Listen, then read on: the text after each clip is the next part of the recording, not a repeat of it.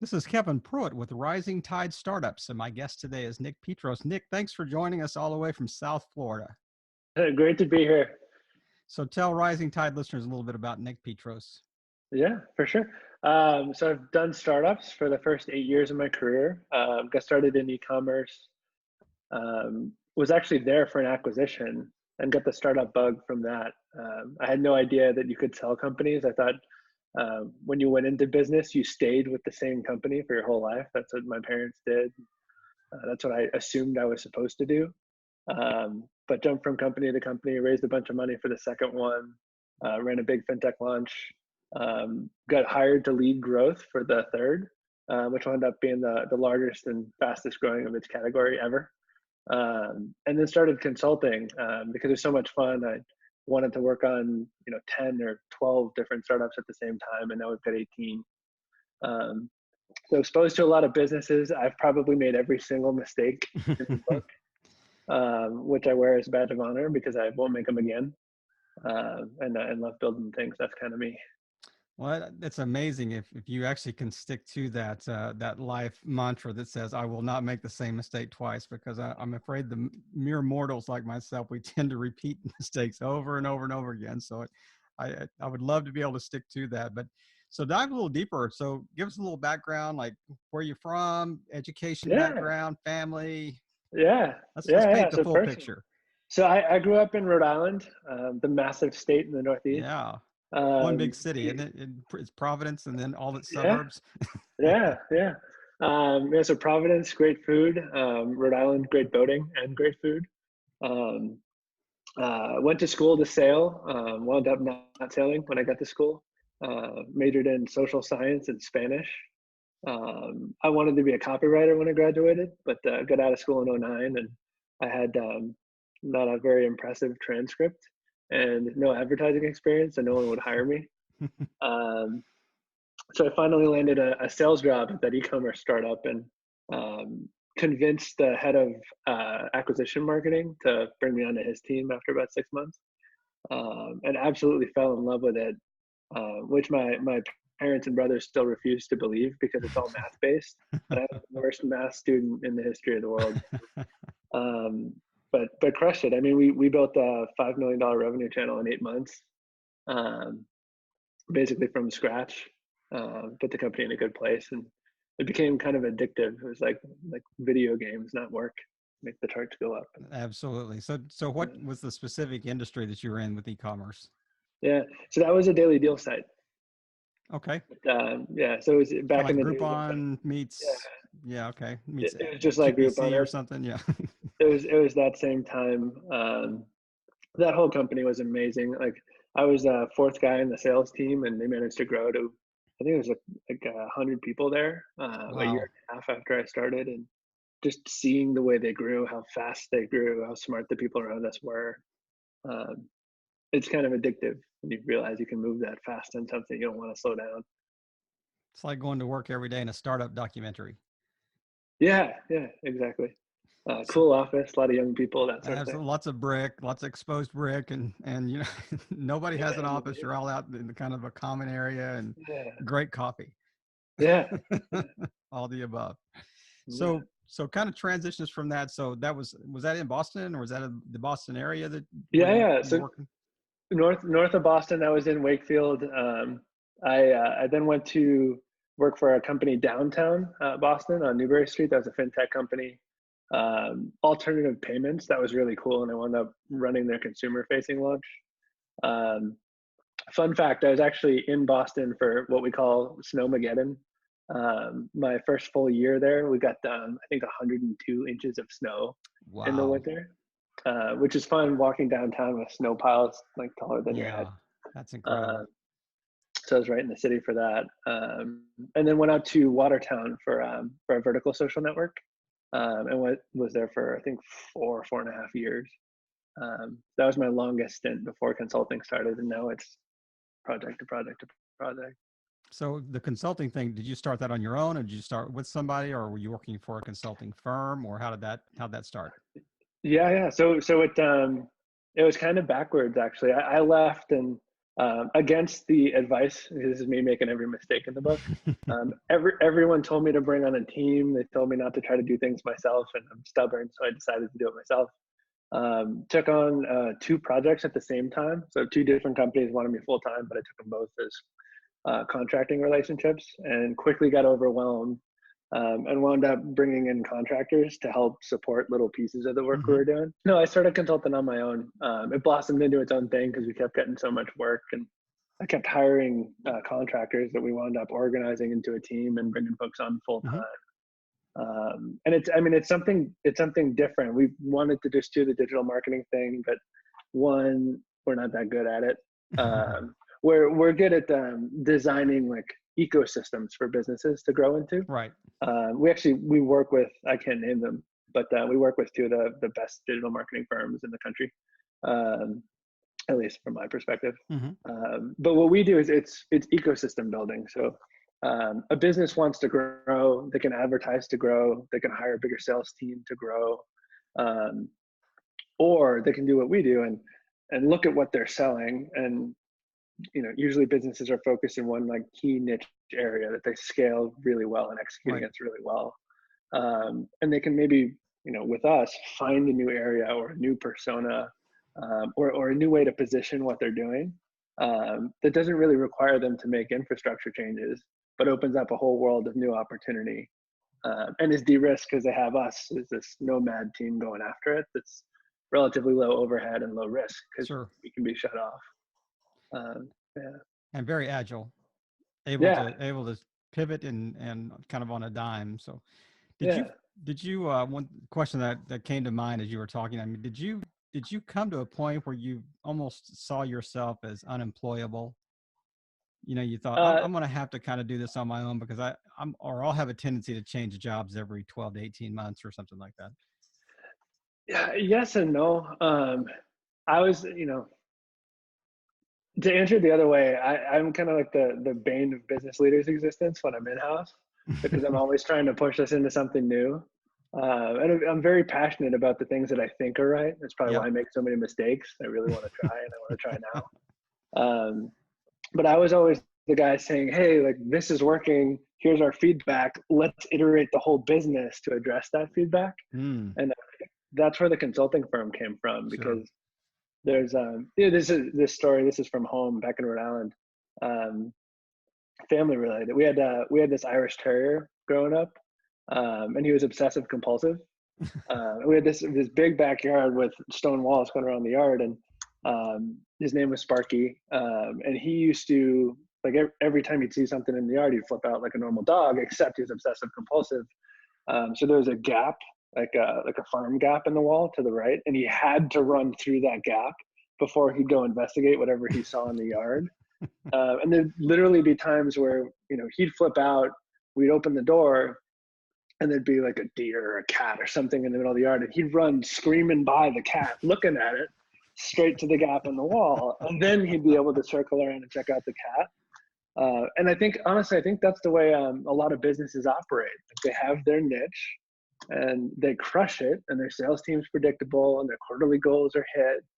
So they don't step outside of that, because if they do, things get uncertain and there's risk.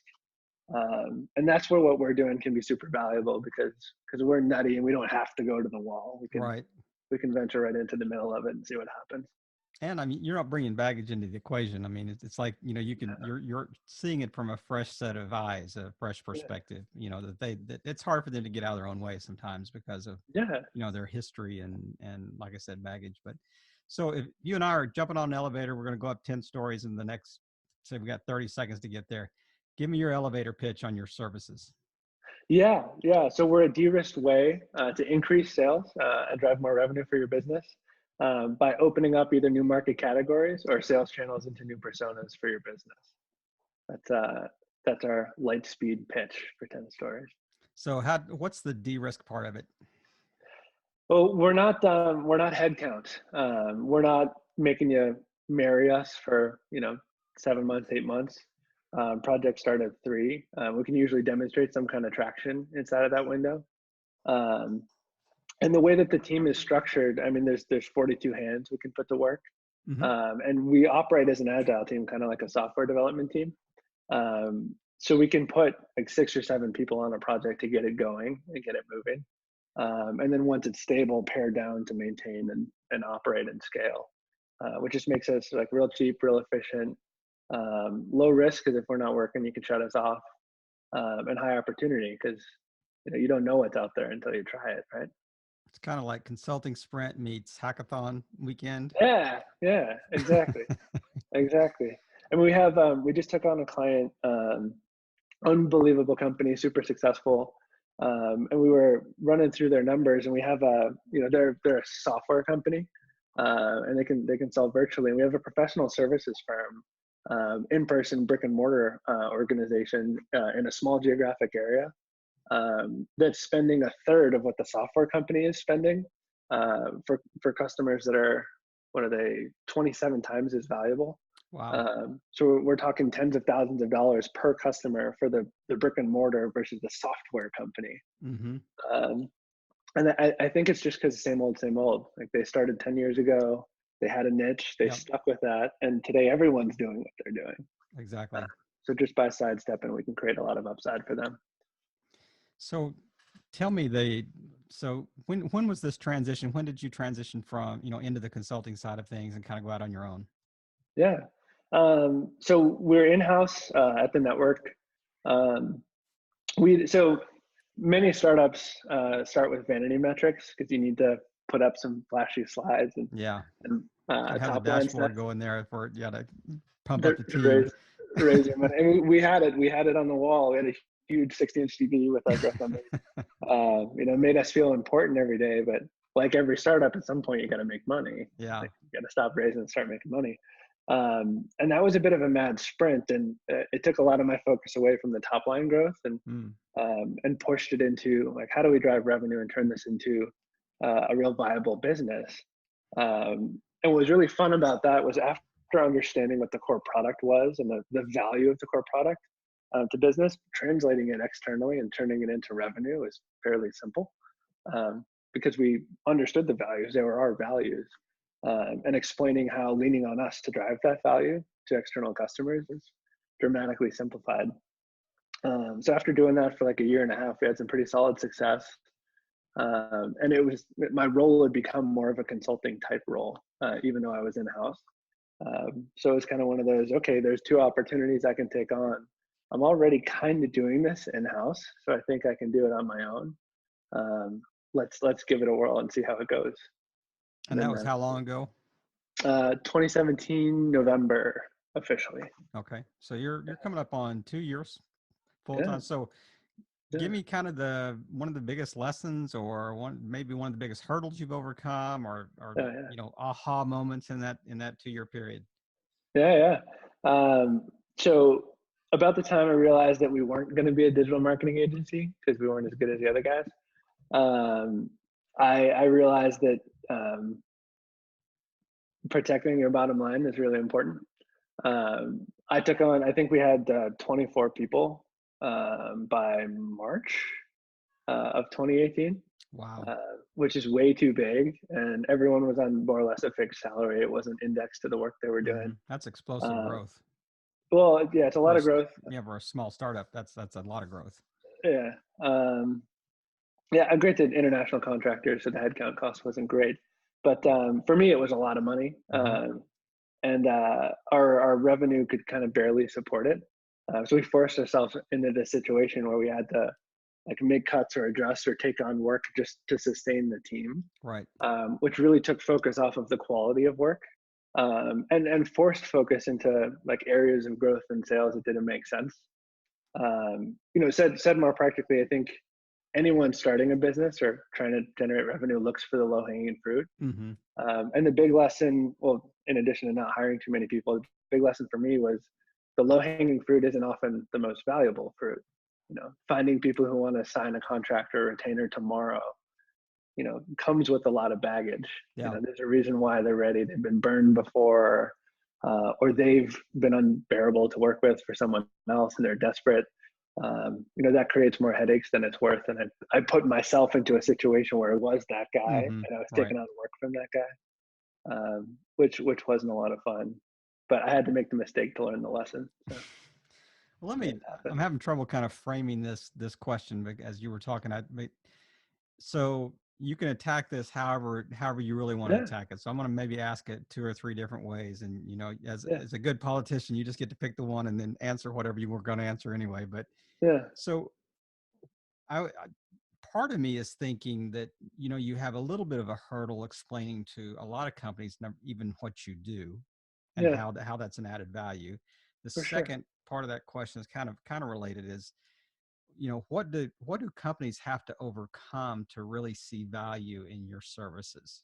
What do they have to mentally overcome, or historic baggage, or what do they have to kind of let go of that to move them into the 21st century and say, hey, you got to understand this. So Yeah. kind of So understand the background or the framework of the question there.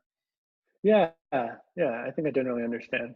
Um, so to reframe to make sure we're on the same page, for a business to break out of what they're doing and dig in with us, or understand the opportunity of digging in with us, what does the ecosystem need to be for Right. them? Is that kind of what you're looking for? Right. Yeah. Yeah. So I think, And their understanding, just what frame of mind do they have to bring to the table, I guess. yeah, yeah. So the good ones, I think, and we're getting a lot of these lately, are businesses that have been in business for a while. Hmm. I think our most recent clients are 7, 8 years in Hmm. business. They're doing like 8 to 10 million a year in sales, but their curve has been like this. Yeah. You know? They're spending a lot of money, but it's profitable, so they keep doing it. Their Right. sales team's working, so they keep doing it. Um, Meanwhile, they're seeing all these teeny startups that start at 2 million and go to 15, and they're like, "What are they doing? How do we get involved in this? Like, we have the cash flow. What's the right bet to make?" Um, and I think for us, part of the reason why our pitch is so all over the place is because we come into the conversation to solve the problem. So our pitch is never really about what we do or what we can do. It's more, we come into a situation where someone has a growth problem. They've been plateaued for a couple of years, and they want to try something new, and they're prepared to try something new. Um, so our job in that first conversation isn't to sell ourselves; it's to convince them that there's a viable path for growth, Hmm. and it's worth spending a couple months to figure out. If that makes sense. Is it easier to do that because you have kind of a track record? You can say, maybe point to someone else in a similar industry that you've helped, or in a similar state that they find themselves in. Is that an easier Kind of. sell? Kind of. I think the big advantage of consulting, and for us, we cover the full spectrum. Hmm. We manage, I think collectively it's like $26 million in revenue for e-commerce stores, Hmm. and we still work on B2B. Yeah. But the tools are kind of the same. Like, Right. we'll take, we have a beauty product store that we work on, sells like jewelry, low price jewelry, and we use tactics from that business on a cybersecurity B2B lead generation project selling into the Fortune 1. It's just things that would never cross pollinate, but because we see them both and we understand the metrics on Hmm. both, we can borrow from them. And I think when we get into a discussion, because of that, we can borrow from a lot of things people aren't exposed to.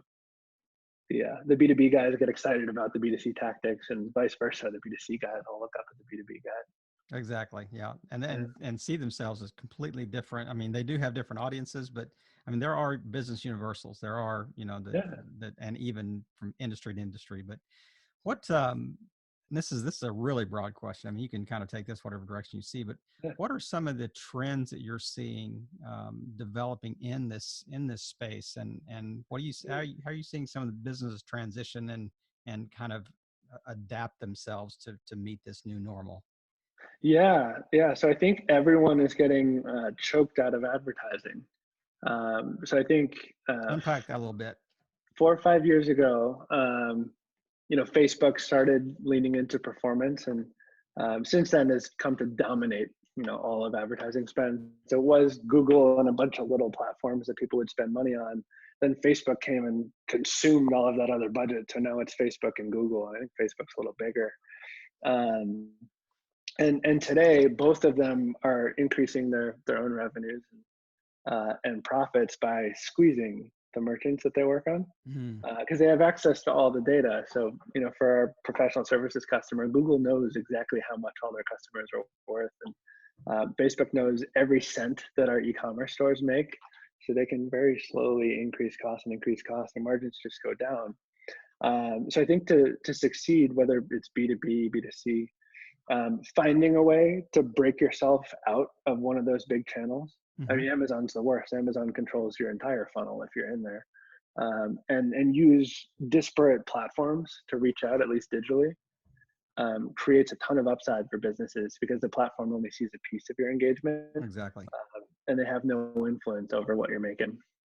I mean, that almost seems like a short-term strategy that could have really long-term detrimental, effect on Facebook or Google. If you continue to, it's like the old adage, don't bite the hand that feeds you. If you Yeah, just keep squeezing your client base, I would think they're just going to shrink, because you're in essence, you're just lowering their margins, over yeah, time. And it's difficult enough to make money and generate revenue, especially with high taxes and high costs and inflation and all the things that yeah. are and competition that are bombarding, companies today. I mean, it almost seems like that's a really bad long-term strategy. Yeah, yeah. Well, I think on the one hand, they acknowledge that they're not going to be around for another 25, 30 years. And, Mm-hmm. Jeff Bezos says the same thing all the time. Like, maybe we'll make it 30 years. And so I think that's part of it. I think the other part of it is, they fought so long, like in Facebook's case, they fought 20 years to figure out a way to make money. And now they're trying to make as much of it as they can while they can. Yep. Google's a little different. Google wants to know everyone's info. So it's not necessarily about what they're doing today. But I think the benefit is you have these offshoot companies that just crush it. I'd say Pinterest is today where Facebook was 6 years ago. Mm.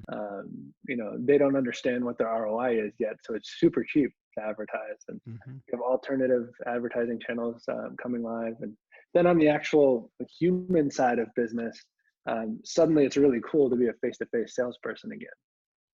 We went through this programmatic wave where everyone had, automation platforms and CRMs that did all this stuff for you. And suddenly picking up the phone is awesome. Like, people are sick of cold email. They want a phone call to talk to someone. So it's cool to see how it bleeds out into these new areas. So this is a question completely off topic here, but Yeah. I mean, you're really good at responding to my crazy line of questioning. So I really want to give you kudos here. But so I've got this theory that email has been around for so long and been so consistent.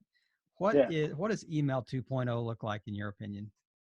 What is the next iteration of email?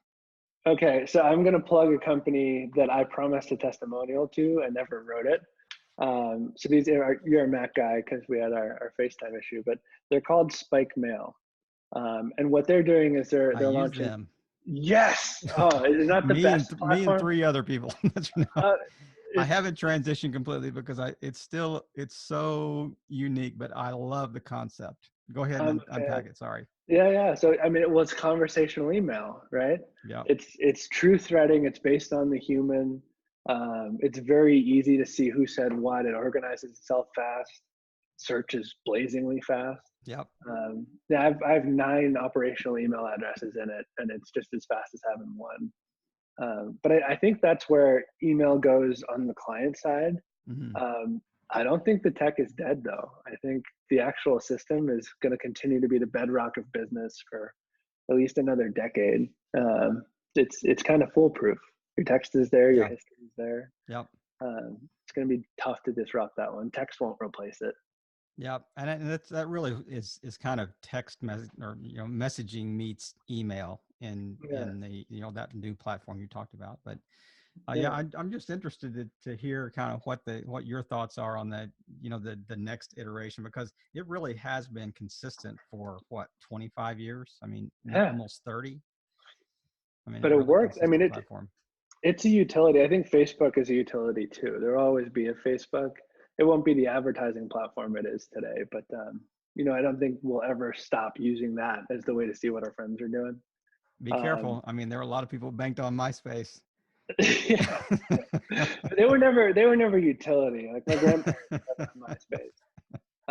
But I'll tell you, you want to talk about disruption. We're actually working on this project Um, it's not fully public. It will be in like a month or two. But these guys figured out a way to totally disrupt the digital commerce ecosystem. Mm-hmm. And there's a couple companies in the space. This one's by far the furthest along. But they're going to change the way like the foundation of the internet works in a commerce sense. Meaning like you will no longer have to navigate to buy things. When you decide to buy something, you'll be able to buy it right away. So this, you know, this is just like the dog reference earlier, running into Yeah. the gap in the wall because it's the only thing you know. Yeah. You never think about this, but today, if you want to buy something online, you got to click through 9 different things to go Mm-hmm. to a cart and then enter your info, and no one talks to each other, so your info is entered in 19 different places. It's super inefficient, but it's still $1 trillion in spend every year.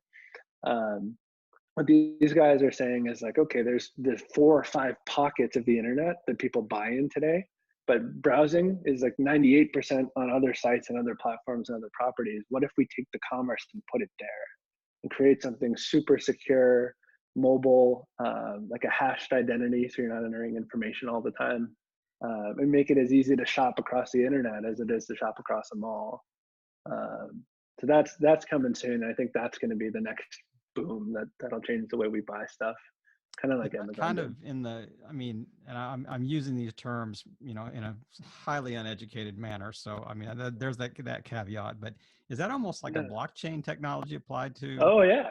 Oh yeah. So I mean, kind of the distributed, you know, for security purposes, it's almost like a blue ocean. I mean, we're going to spread this out far enough that our security really is in our dispersion, you know, type Yeah. thing. So Yeah. well, Well, hey, I I mean, that's appreciate that affirmation that this old man is not completely lost in the no, tech space. So you're following it. I think that what blockchain and cryptography are going to do for like security hmm and identity is going to be huge.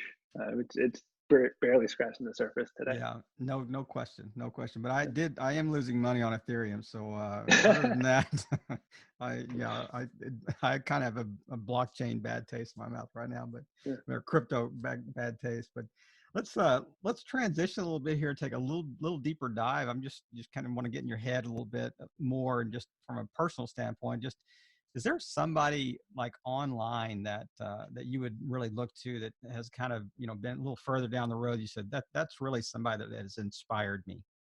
Yeah. Um, does it count if it's super cheesy? You can pick. Hey, this is your space. This is your show. You pick whoever you want to. It could Yeah. be Wonder Dog for all I care. You know. So this is, I mean, I'm going to justify this. There's going to be some eye rolling though, but I'm a huge Elon Musk fan. hmm Um, and it's awesome to see. Well, this is why, right? He started with payments. He started with PayPal, and now he's moving the entire world into space.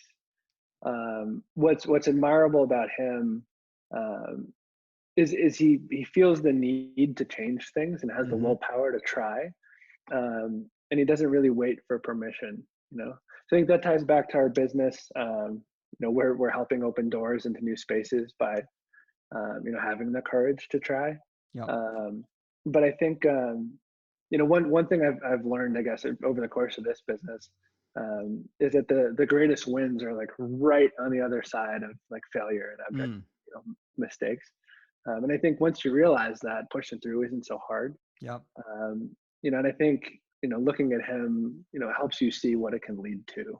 Right. Everyone says you're not going to land a rocket, and he lands a rocket on a barge. Yeah. Makes electric car company that is consumable and everywhere. Like, he's doing these things because he's charging through. And um, when I want to give up because there's really like small obstacles in the grand scheme of things in front of me, it's easy to say, all right, you didn't quit, I got to keep going. I mean, what's he doing now with the kind of the low orbit internet technology? Yeah. We're going to have, you know, high speed internet globally, you know, because I'm Yeah. going to send up 20,000 satellites or whatever. So, It, you know, in kind of it low does it. orbit. But yeah, it's what is the adage that says, you know, it's not how many times you fail, it's how many times you get up and Yeah. try again or something like that. And he does have, you know, he really has that resolute, you know, that dogged mentality that just says, I'm going to try. We're going to continue to do this, continue to try. So, yeah, no apologies, no caveats on him. I think that a lot of people could see. I mean, sure, he's done dumb things and failed and will Yeah. continue to, but you know, he is out there, putting himself out there and trying for sure. So, Yeah. is there a quote that you kind of look at every day and got taped up on your MacBook there, and that just says, "Hey, this is the thing I got to read every day to kind of get me back in that flow Yeah. mindset." So, Yeah, so this is actually from he's become a friend of mine and a mentor. His name is Brandon Ansel. He wrote a book called The Next Right Thing. hmm And I met Brandon. I was on networking sites when I started consulting, and I met him like my first week full time away from in-house.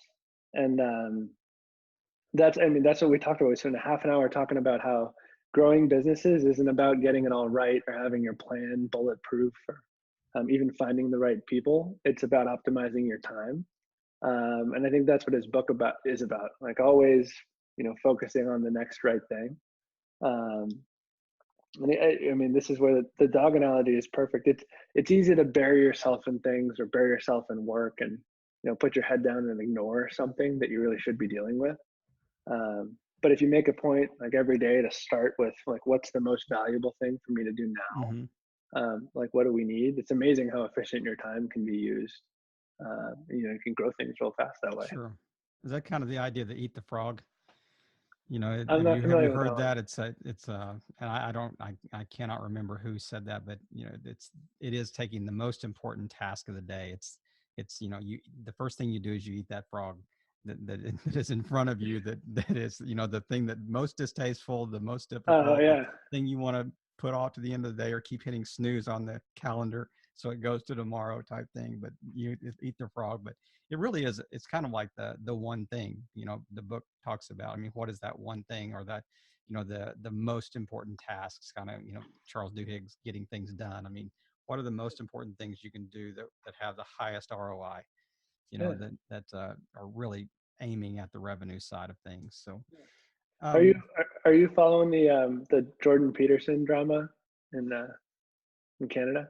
Are you? um be more specific, because I mean, there's a lot of things that could fall into that category, because I mean, he's been pretty prominent for the last 18 months or so. Yeah, yeah. Well, I mean, just recently, like I think with just recently in general, he's in the press all the time. He's espousing his like believe in self thing. But I honestly I didn't know who the guy was. I saw memes about him until literally this morning. hmm Um, but I saw the video from one of his class lectures where he's talking to the students about time and efficiency in particular.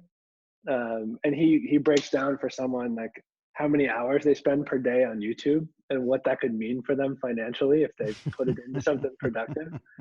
Um, and I try to think about that with the business. Like I could spend a ton of time working on one campaign for one project, or I could spend time meeting 5 new people. Exactly. Yeah. What's going to produce more? Right. And those are things you kind of learn over time, and you kind of refine your processes, and as you get in there. So this is we're kind of winding down here, but we're aiming at the part of the interview that I really liked it, because I just get to sit back and kind of listen. But it's an area of the chat that we call the Rising Tide Micro Course, and this is a chance where you're the professor, you're Jordan Peterson right now. So Oh you, no! you Oh no! take the next Don't few put me in minutes, that. and just touch on two or three really key points on something that is in kind of your area of expertise, but that you think would be really helpful for somebody kind of in the startup space. So Yeah, yeah, yeah. you got the mic. Sure. So I'm looking at my notes here because I had a couple things that I wanted to share. So embracing the unconventional is huge. I think we make a lot of hay, and it's nothing brilliant. It's just the fact that someone wouldn't think to try something outside of their box. Mm-hmm. Um, people respond to human things. I'll start with an example. We were trying to drive user adoption for a network with an audience that is literally trained not to join networks. Like their job is not to expose their information, which seems like an impossible thing. So we spent 6 months trying to get the messaging right, like the language right, and explaining this is what we are. Here's how valuable we are. Here's why you want to be a part of this. Here are our benefits. And one day, frustrated on a Saturday, I put a picture of a really obese guy holding 5 pizzas live. And we had 50,000 people sign up over the next 2 weeks. And it's just, why would that work? But there was something relatable about that image that totally changed the game for us. Mm.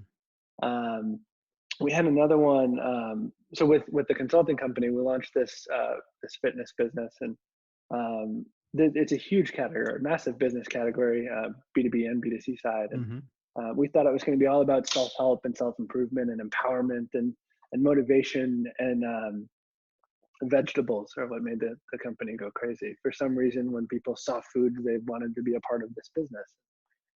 Those are just visual examples, but the underlying theme is, what's going to work for you isn't something you can engineer with a lot of thought. You need data, you need to test, and the broader you test, like the more you're exposed to, and the greater your chances are of finding something truly different. Because today, everyone can make noise. You can spend $5 online and reach tens of thousands of people if you want to.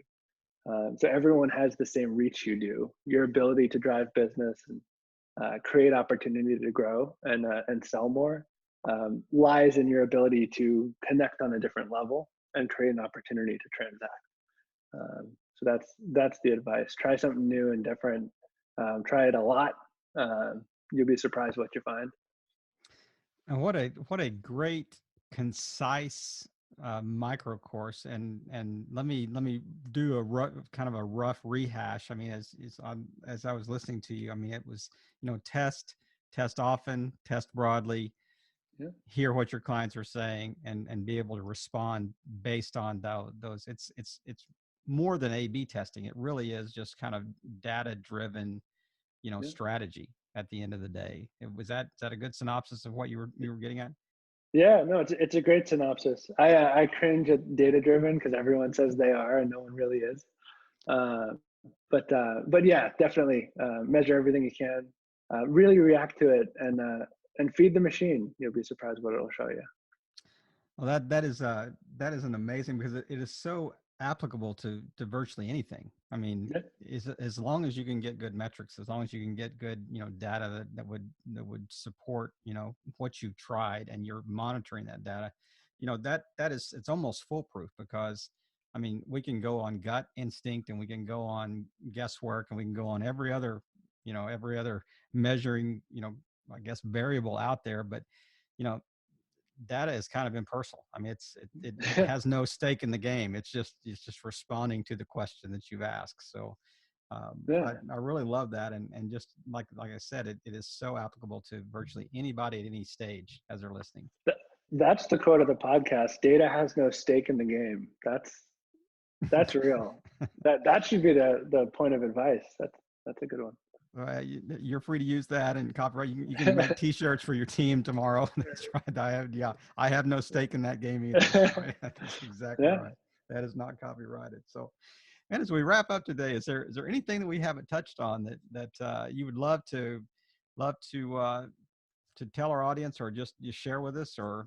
Yeah. No, I mean, this has been a ton of fun talking to you. We covered a Yeah. lot more than I expected to. I think I love digging into new ideas. We're in growth mode again. We just hired a bunch of people, so looking for more ideas. If anyone wants to chat, have a conversation, or see under the hood how we operate, connect with me. It's just Nick, Nick at pinchforth.com. Fire away. We'll be here. All right. Well, we will certainly have those in the show notes. And Nick, it's been a true pleasure having you on the show today. And man, I could just keep asking follow-up questions all day long, but I'm going to let you get into your weekend here, but I really appreciate you on a late Friday afternoon, taking time to touch base with us, and just really playing your part in helping all boats rise in a rising tide. Nick, thanks again. Thanks so much. Talk soon.